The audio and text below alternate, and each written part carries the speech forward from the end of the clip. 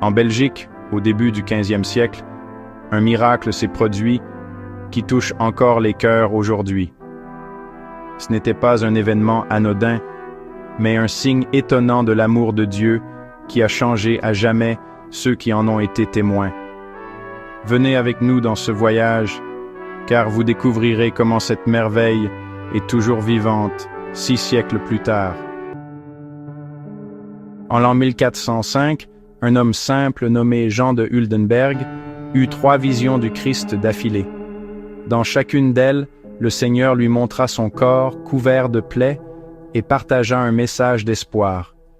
Jean entendit une voix claire « Va à la chapelle d'Isaac, tu m'y trouveras ». Ces mots ne changèrent pas seulement sa vie, mais préparèrent le terrain pour un miracle qui serait rappelé pendant des siècles. Dans chaque vision, le Seigneur apparut à Jean, montrant les marques de sa souffrance, son corps couvert de douleur, mais en même temps donnant un message d'espoir. Jean fut profondément ému, touché au plus profond de son âme. Chaque vision le rapprochait du mystère de la croix et le préparait à une rencontre qui allait changer l'histoire de Boisseigneur Isaac. Jean n'hésita pas. Le cœur rempli de crainte et d'espoir, il se rendit à la chapelle. Il ne pouvait imaginer qu'il était sur le point de voir un signe surnaturel qui marquerait à jamais la foi de tout un peuple. Au même moment, le curé Pierre Hoste entendit une voix mystérieuse lui disant de célébrer la messe de la Sainte Croix dans la chapelle d'Isaac. Ce n'était pas seulement une suggestion, cette voix résonnait avec une puissance divine, laissant dans son cœur la certitude qu'il devait obéir sans délai. Avec une crainte respectueuse et un sens profond de la mission, Pierre Hoste accepta le commandement, ne sachant pas qu'il était sur le point de devenir un témoin direct d'une merveille céleste.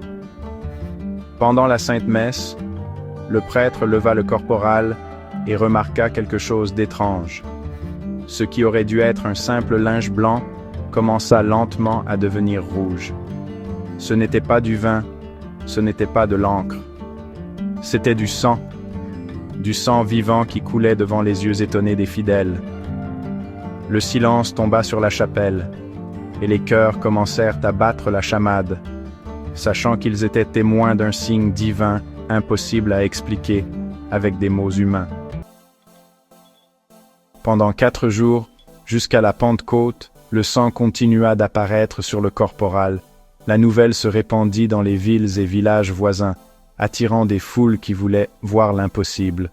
Beaucoup tombèrent à genoux, pleurèrent et demandèrent pardon, certains que Dieu lui-même se montrait à eux. Le miracle ne changea pas seulement la foi de ceux qui en furent témoins, mais laissa une marque durable sur toute la région. L'évêque de Cambrai, Pierre d'Ailly, ordonna une enquête stricte pour vérifier ce qui s'était passé.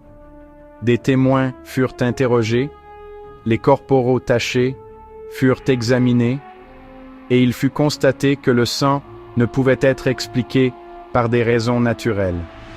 Après avoir confirmé que le miracle était réel, l'Église déclara officiellement que la merveille était vraie et permit d'honorer la relique.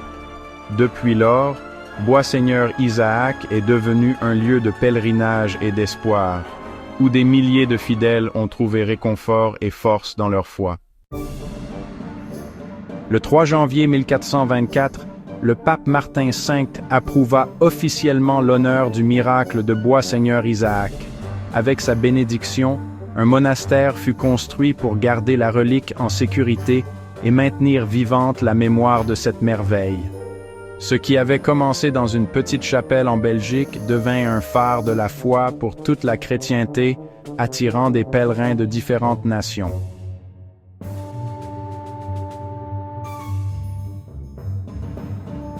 Ce lieu saint n'est pas seulement un rappel d'un miracle passé, mais un phare vivant de la foi qui continue d'illuminer les cœurs aujourd'hui. Chaque année, des processions solennelles sont organisées pour honorer la relique.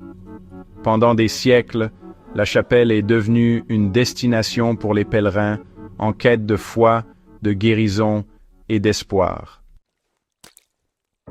Le miracle de Boisseigneur Isaac nous rappelle que l'Eucharistie est la présence réelle du Christ.